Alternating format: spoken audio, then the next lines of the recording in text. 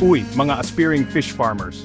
Ngayon, tuturuan ko kayo kung paano magsimula ng sarili ninyong palaisdaan ng hito sa ilang simpleng hakbang lang. Tara, simulan na natin. Una sa lahat, pumili ng tamang lugar. Kailangan natin ng patag at mababang lupa, perpekto para sa paghuhukay ng palaisdaan. Siguraduhin na malapit ito sa pinagkukunan ng tubig tulad ng balon, ilog, o malinis na bukal. Iwasan ang mga lugar na madaling bahayin o mabilis matuyo. Sunod, ang paggawa o pag-ayos ng palaisdaan. May dalawang klase, lupa at semento. Mas natural ang palaisdaang lupa. Huhukayin lang ang lupa at lalagyan ng tubig. Mas matibay naman ang semento, pero mas mahal, parang giant swimming pool. Para sa mga nagsisimula, pwede na ang maliit na palaisdaan, mga 5 by 10 metro. Dapat ang lalim ng tubig ay 1 hanggang 1.5 metro. Huwag kalimutan ang drainage system para madaling linisin. Ngayon, pag-usapan natin ang mga fingerlings.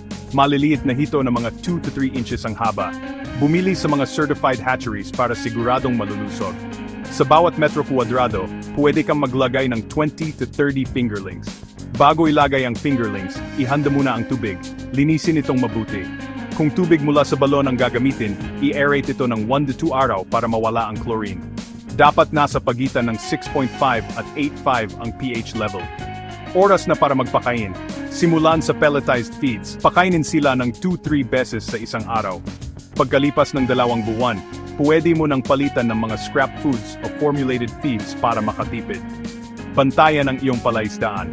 Regular na tingnan ang kalidad ng tubig. Huwag hayaang maging masyadong marumi o mabaho. Bawasan ang tubig kung masyadong malabo. Obserbahan kung may mga palatandaan ng sakit ang mga isda tulad ng hindi pagkain, pag-itim o pagkamatay. Sa wakas, anihan na. Sa loob ng 4 to 5 buwan, ang iyong mga hito ay dapat tumimbang sa pagitan ng 500 gram hanggang 1 kilogram. Ibenta ang mga ito sa mga palengke, online sa pamamagitan ng FB Marketplace, o sa mga sikat na restaurant. Heto ang mabilisang listahan ng mga gastusin para sa maliit na palaisdaan o guide na palaisdaan, paghuhukay o pag-aayos ng fenders la Kenzand. Fingerlings, 10 piraso, 2,000. Panimulang feeds. Panining feeds, 20 kilograms na sako, 9,500 sa 2,000. Tubig at maintenance, 500, 1,000. Kabuuan 10,000, 16,000. Ayan, ang inyong basic guide sa pagsisimula ng palaisdaan ng hito. Happy farming, mga kaibigan!